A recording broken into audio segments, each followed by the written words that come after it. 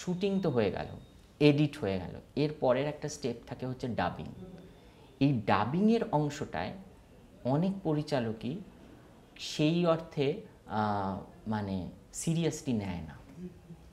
কিন্তু আমি অপর্ণা সেনকে দেখেছি যে একটা যার হুঁ হাঁ রয়েছে সেও কিন্তু ডাবিংটা করছে, রিনাদি নিজে বসে করে, পরিচালক নিজে থেকে সেই হুঁ হাঁ কি একটা আচ্ছা এটারও ডাবিংটাও রিনাদিকে দেখেছি করতে।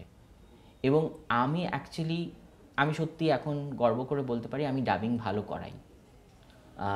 এবং আমি যাদের সঙ্গে অ্যাসোসিয়েট হিসেবে কাজ করি তাদের ডাবিংটাও আমি করাই। পরিচালকরাও আমাকে ছেড়ে দেন এবং আমি করাই। নিজের ছবির কাজ যখন করি বা ওয়েব সিরিজ করি তার ডাবিংটা আমি করাই, মানে করাতেই হবে আমাকে। এবং এই ডাবিংটা একটা ভীষণ ইম্পর্ট্যান্ট অভিনয়ের ক্ষেত্রে।